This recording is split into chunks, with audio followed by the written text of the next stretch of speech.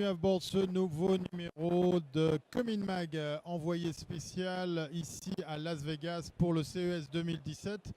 On va passer en revue quelques points, les tendances, quels sont les points forts à retenir de cette édition, la 50e du nom, parce que ça fait effectivement 50 ans que ce grand rendez-vous du Consumer Electronics Show a vu le jour. Alors, petit retour en arrière et historique, c'est à New York que les premières éditions se sont tenues et c'était principalement de l'électroménager à l'époque qu'on pouvait découvrir dans les allées.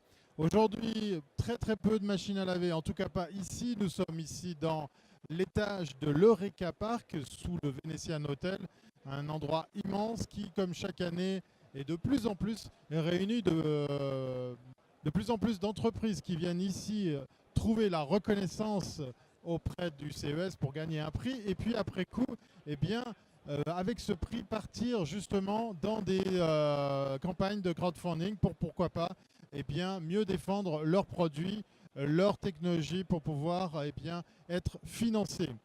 Alors, quelles sont les tendances de cette année? Quels sont en fait effectivement les points forts? La première chose qu'on pourrait citer, c'est l'immersion. De plus en plus, l'immersion maintenant fait partie intégrante des technologies qu'on propose ici. Alors, on pense tout de suite à l'image 360. Il y a pléthore de solutions techniques pour de la prise de vue, pour pouvoir tourner justement sous tous les angles. Mais c'est aussi le son. Ça, c'est la grande nouveauté. Le son immersif, quand vous tournez des images justement 360, de proposer aussi une expérience utilisateur d'un son qui va vous envelopper, qui va vous restituer cette expérience de 360 degrés. Autre tendance, on va dire qu'en plus d'être l'année de l'immersion, l'année du 360, eh bien c'est aussi l'année de la domotique. En fait, je ne devrais pas dire domotique, mais de l'objet connecté. Alors je sais que c'est un thème qu'on pourrait chaque fois reprendre, mais on est ici vraiment dans un phénomène où tous les objets, toutes les choses peuvent être mesurées, connectées, interconnectées pour pouvoir en fait en avoir une trace, en avoir un suivi, que ce soit à travers effectivement un smartphone ou un ordinateur. Dans les autres tendances, on est avec la troisième, je dirais, celle qui domine aussi le trio de tête, c'est la santé. On est de plus en plus attentif justement, que ce soit à travers les objets connectés, que ce soit à travers les applications, on est de plus en plus dans le phénomène du bien-être, de la nourriture, de faire attention à sa santé, de faire attention effectivement à son corps. Et on trouve vraiment beaucoup de devices, beaucoup de technologies, beaucoup d'applications qui vont dans ce sens-là.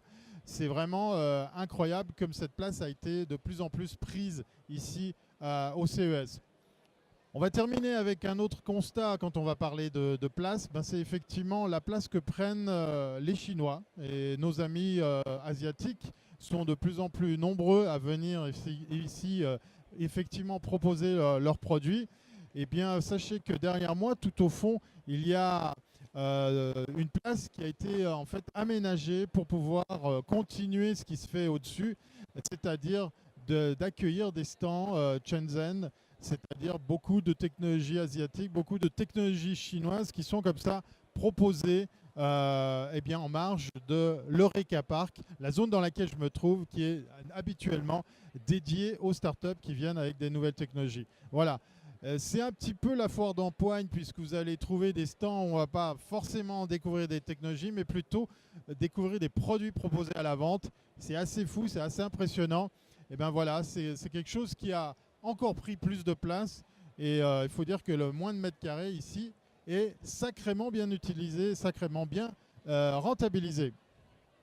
Voilà, c'était un rapide compte-rendu du CES, le Consumer Electronics Show, la 50e édition 2017, ici à Las Vegas. À très bientôt si ce n'est pas avant.